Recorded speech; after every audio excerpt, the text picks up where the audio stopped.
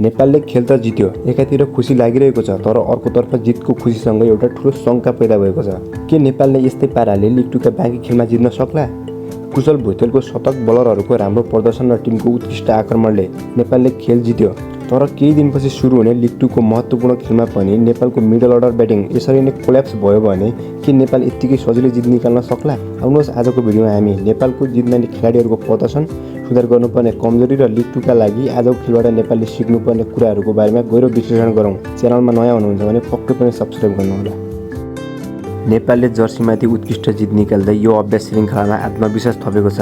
पहिलो इनिङमा केही कमजोरी देखिए पनि दोस्रो इनिङमा नेपाली बलरहरूले त्यसलाई पूर्ण रूपमा थाहमा पारिदिए। सुरुदेखि नै अनुशासित बोलिङ गर्दै नेपालले जर्सीलाई खेलमा कहिल्यै सहज हुन दिएन। नयाँ बलबाट करण केसी र सोमपाल कामीले अपेक्षाअनुसार धेरै विकेट त निकाल्न सकेनन्, तर दुवैले लगातार सही लाइन र लेन्थमा बोलिङ गर्दै जर्सीका ब्याटरमाथि दबाव बनाइरहे। यही दबावलाई हेमन्त धामी र आरिफ शेखले उत्कृष्ट रूपमा उपयोग गरे।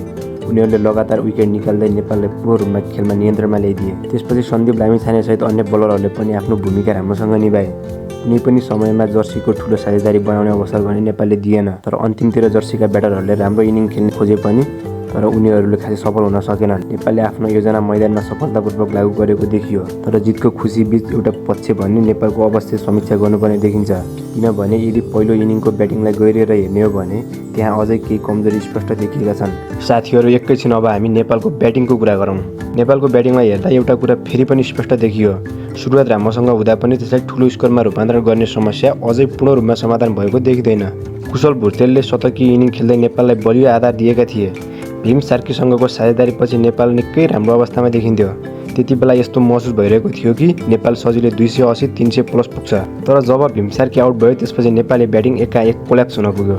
कप्तान रोहित पौडेल, ईशान पाण्डे र आरिफ शेख जस्ता जिम्मेवार ब्याटरबाट ठुलो योगदानको अपेक्षा थियो, तर उनीहरूले आफ्नो इनिङलाई लामो बनाउन सकेनन्। यही कारण नेपालले बनाएको बलियो आधारको पुरा फाइदा उठाउनै सकेन। नेपालको अर्को कमजोरी फेरि पनि मिडल ओभरमै देखियो। एउटा सेट ब्याट्सम्यान बाहेक अर्को छेउबाट ठुलो साझेदारी बन्नै सकेन। विकेट झरेपछि नयाँ आउने ब्याट्सम्यानले दबाव कम गर्नुभन्दा पनि दबाव झन् बढ्दै गएको महसुस भयो। यही कारणले रनको गति पनि घट्दै गयो। अन्तिमतिर लगातार विकेट खस्दा नेपालले अपेक्षा गरे जस्तो फिनिसिङ गर्नै सकेन। जर्सीको रणनीतिलाई पनि कम आँक्न मिल्दैन। उनीहरूले लाइन, लेन्थ र अनुशासित बोलिङ गरे। त्यसमाथि बीचबीचमा खेल रोकिँदा नेपालको लय पनि केही बिग्रिएको देखियो। क्रिकेटमा यस्ता साना क्षणहरूले पनि ब्याट्सम्यानको मानसिकतामा परिवर्तन गरिदिन्छ र आज त्यसको प्रभाव केही हदसम्म देखियो। यद्यपि एउटा सकारात्मक पक्ष के हो भने कुशल भुइतेलले जिम्मेवारी लिएर ठुलो इनिङ खेल्नु नेपालका लागि निकै राम्रो सङ्केत हो। अन्तिमतिर अर्जुन कुमार, करण केसी, सन्दीप जस्ता खेलाडीहरूले केही महत्त्वपूर्ण रन थपे, तर मिडल अर्डरमा ब्याट्सम्यानहरूले राम्रो इनिङ खेलेको भए नेपालको स्कोर अझ राम्रो बन्न सक्थ्यो। अब आउँ सबैभन्दा महत्त्वपूर्ण कुरामा। यो खेल लिग टूका आधिकारिक खेल होइन, तर लिग टू अघि भइरहेको महत्त्वपूर्ण तयारी हो। त्यसैले नेपालको टोलीले यही इनिङबाट धेरै सिक्नुपर्ने देखिन्छ, विशेष गरी मिडल अर्डरको स्थिरता, सेट ब्याट्सम्यानलाई अन्तिमसम्म साथ दिने क्षमता र अन्तिम 10 ओभरमा रनगति बढाउने योजनामा अझ सुधार आवश्यक देखिन्छ।